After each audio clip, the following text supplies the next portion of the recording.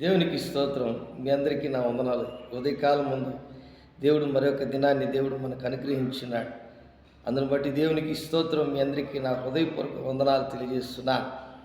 ప్రియమైనటువంటి దేవుని బిడ్డలారా, మత్తయి సువార్త 6వ అధ్యాయము 5వ వచనం.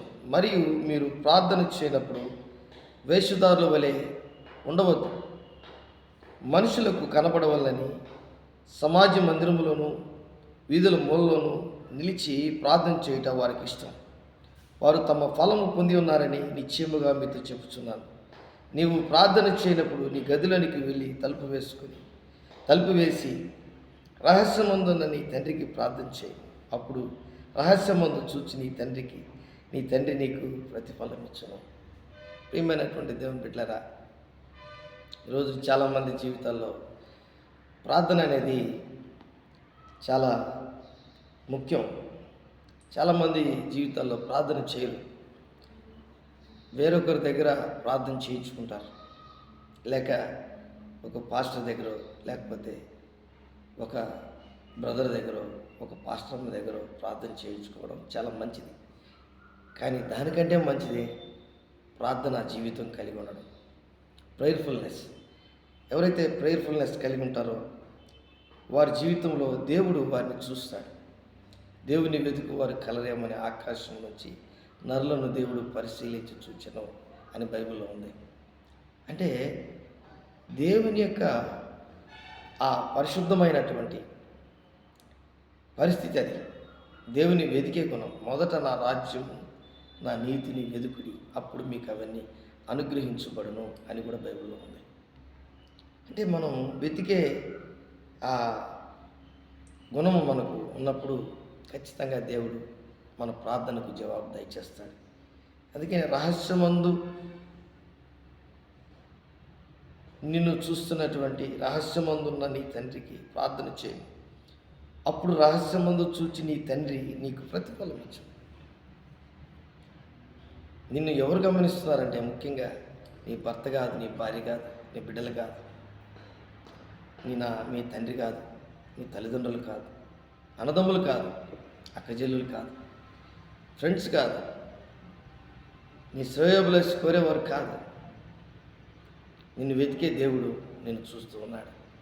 నీవు ఆయన నీ ప్రార్థన ద్వారా నువ్వు వెతకడం నేర్చుకోవాలి. అప్పుడే దేవుడు ఒక గొప్ప ఆధిక్యత నీకు ఇస్తాడు. అప్పుడు నీ ప్రార్థనకి ఖచ్చితంగా దేవుడు జవాబిస్తాడు.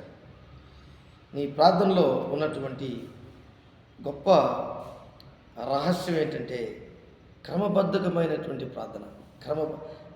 ఎవ్రీడే, ప్రతిదినము ఒక క్రమమైనటువంటి జీవితం. నువ్వు ప్రభువుకు ప్రార్థన చేస్తున్నప్పుడు ఇలాగ ఉండాలి, క్రమమైనటువంటి జీవితం. రెండోది, రహస్యంగా ఉండాలి. నువ్వు చెప్పుకునే ఆ విధానం బంధువులకు కానీ, ఫ్రెండ్స్కి కానీ, ఇరుగు పొరుగు వారికి కానీ, భర్తకు కానీ, భార్యకి కానీ, లేక ఇరుగు పొరుగు వారికి అందరికీ చెప్పుకోవడం కంటే కూడా ముఖ్యంగా మన తండ్రి అయిన దేవునికి, యేసు ప్రభు కూడా ఒక పరలోకం ముందున్న మా తండ్రి అన్నాడు. అంటే సిలువలో కూడా ఒక మాట అన్నాడు, తండ్రి అన్నాడు.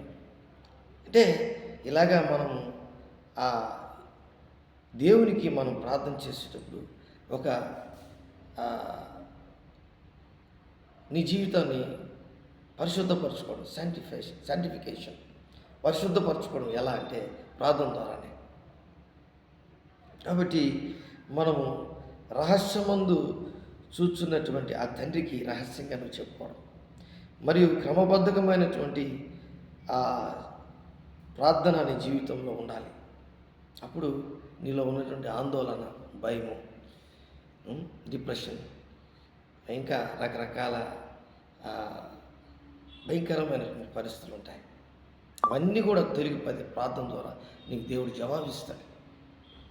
ఈరోజు నేను ఇంకొక ప్రార్థన ఎందుకు దేవుని దగ్గరికి చేరదు అనే మాటను కూడా ఒకసారి, ఇంకొక మాట కూడా మనం చదువుకోవచ్చు. మార్కు సువార్త 11వ అధ్యాయంలో 25వ వచనం. మీరు ఒకరి మీద విరోధం ఏమైనాను కలిగి ఉన్న ఎడల మీరు నిలవబడి ప్రార్థన చేయనప్పుడెల్లను వాడిని క్షమించడి. అప్పుడు పరలోకమందున్న మీ తండ్రి మీ పాపములు క్షమించు.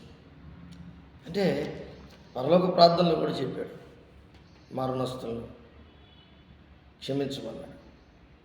దేవుడు కూడా మన పాపాలని మన రుణాలను క్షమిస్తాడు. అంటే మన జీవితంలో మనుషుల అపరాధములను మీరు క్షమించిన ఎడల మీ పరలోకపు తండ్రి మీ అపరాధములను క్షమించును. మీరు మనుషుల అపరాధములు క్షమింపకపోయిన ఎడల మీ తండ్రి మీ అపరాధములను క్షమింపడు. ఈ మాట మత్తయి సువార్త 6:15 ఉంది. అంటే ఫర్గివ్నెస్ అనేది, క్షమించడం అనేది ప్రార్థనకి ఒక ఆయుధం లాంటిది. నువ్వు ఎంతసేపు, గంటసేపు ప్రార్థన చేస్తున్నావా, 2 గంటలు ప్రార్థన చేస్తున్నావా, 3 గంటలు ప్రార్థన చేస్తున్నావు, 7 గంటల రోజుకి ప్రార్థన చేస్తున్నావు, 8 అవర్స్ ప్రార్థన చేస్తున్నావు, 24 అవర్స్లో దేవునికి దశంభాగం ఇచ్చినట్లుగా ప్రార్థన చేస్తున్నావా? ఇవన్నీ దేవుడు చూడు. నీ హృదయంలో రహస్యమైనటువంటి ఆ తండ్రికి చెప్పే ఓపెన్, నీ హృదయం తెరవబడాలి. నీ పెదవులు కాదు, నీ నోరు కాదు, నీ స్వరం కాదు, నీ యొక్క వస్త్రధారణ కాదు, ముసుగు వేసుకొని ప్రార్థన చేయడం కాదు, లేకపోతే తలిత్తనే వస్త్రాన్ని చుట్టుకొని ప్రార్థన చేయడం కాదు. యూదుల వలె రహస్యమందు చూచుచున్నటువంటి ఆ తండ్రికి నీవు నిజముగా నీలో ఉన్నటువంటి రహస్యమైనటువంటి అన్నీ కూడా దేవునికి చెప్పి వాటిని విడుదల చేసుకొని తండ్రికి నీకు ఉన్నటువంటి ఒక కనెక్షన్, ఒక రియల్ ఎక్స్పీరియన్స్, తండ్రి కుమార పరిశుద్ధాత్మ త్రియేక నామంలో నీ జీవితాన్ని ప్రార్థన ద్వారా జవాబు పొందుకునేదానికి దేవుడు శక్తినిస్తాడు. That is the real. ఇది నిజం. కాబట్టి ఇది యథార్థమైనటువంటి, క్రమబద్ధకమైనటువంటి, నీతి న్యాయములకు ఆధారమైనటువంటి, నిన్ను నీవు నన్ను నేను దేవుని ఎదుట సరిచేసుకునేటువంటి, కడుక్కున్నటువంటి ప్రార్థనా జీవితం. అప్పుడే ఖచ్చితంగా నువ్వు ప్రార్థన చేస్తే దేవుడు సహాయం చేస్తాడు. అడుగుడి మీకు ఇవ్వబడును, వెతుకుడి మీకు దొరుకు, తట్టుడి మీకు తెరవబడును. అడుగు ప్రతివానికి ఇవ్వబడును, వెతుకు ప్రతివానికి దొరుకును, తట్టు ప్రతివానికి తెరవబడును. అట్లాగా నీ జీవితంలో ఏదైతే నువ్వు అడుగుతున్నావో దేవుని దగ్గర, అవన్నీ కూడా క్రమబద్ధకమైనటువంటి స్థితిలో నువ్వు వచ్చినప్పుడే ఖచ్చితంగా దేవుడు సహాయం చేస్తాడు. రెండోది, రహస్యముగా ఉన్నటువంటి విషయాలన్నింటినీ నీలో నుంచి తీసివేసి ఆ రహస్యం మీద దేవునికి చెప్పి ప్రభు దగ్గర ఒప్పుకొని, రహస్యం అంటే నువ్వు గదిలోకి వెళ్ళి తలంటుకొని ప్రార్థన చేసి అవన్నీ చాలామంది చేస్తారు. కానీ హృదయంలో ఉన్నటువంటి రహస్యాలు తీసి పక్కన పెట్టాలి. అప్పుడే రియాలిటీ దేవుడు చూస్తాడు. హృదయములు పరిశీలించగలిగినటువంటి, శోధించగలిగినటువంటి, హృదయ రహస్యములు ఎరిగినటువంటి దేవుడు ఈరోజు మన ప్రభువును రక్షకుడైన యేసు నిన్ను ప్రేమిస్తున్నాడు. ఖచ్చితంగా నీ జీవితంలో సహాయం చేస్తాడు ఆయన నీకు. దిగులు పడద్దు, భయపడద్దు. నా ప్రార్థనకి ఆన్సర్ రాలేదని అనుకోవద్దు. ఖచ్చితంగా దేవుడు. మూడవదిగా మనం క్షమించాలి ఎదుటివారిని. మన పట్ల చాలా ఘోరమైనటువంటి తప్పులు చేసి ఉండొచ్చు. చూడండి, మత్తయి సువార్త 5వ అధ్యాయం 45వ వచనం, ఆయన చెడ్డవారి మీద మంచివారి మీదను, క్షమించండి, 44వ వచనంలో చూడండి, నేను మీతో చెప్పినదేమనగా మీరు పరలోకమందున్న మీ తండ్రికి కుమారులై ఉండినట్లు మీ శత్రువులను ప్రేమించుడి, మిమ్మును హింసించు వారి కొరకు ప్రార్థన చేయండి. శత్రువుల కొరకు ప్రార్థన చేయాలట, ప్రేమించాలట, హింసించు వారి కొరకు ప్రార్థన చేయాలట.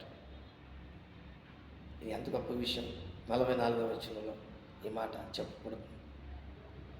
చేద్దాం, ప్రార్థన చేసుకున్నాం. దేవుడి వాక్యాన్ని దీవించి ఆస్వాదించినగా ప్రేమ నమ్మకం కలిగినటువంటి నాయస్ కూడి వచ్చినటువంటి బిడ్డలందరూ, ఈ వాక్యం వింటున్నటువంటి ప్రతి బిడ్డను మీరు దీవించి ఆస్వాదించుకోండి. నజరేయుడైన యేసు నామములో వారి అవసరతలు అక్కర్లను తీర్చినందుకు నీకు వందనాలు. వారి ప్రార్థనకు జవాబు దయచేసినందుకు నీకు వందనాలు చెల్లిస్తాను. యేసు నామములో అడిగి వేడుకుంటున్నాను తండ్రి.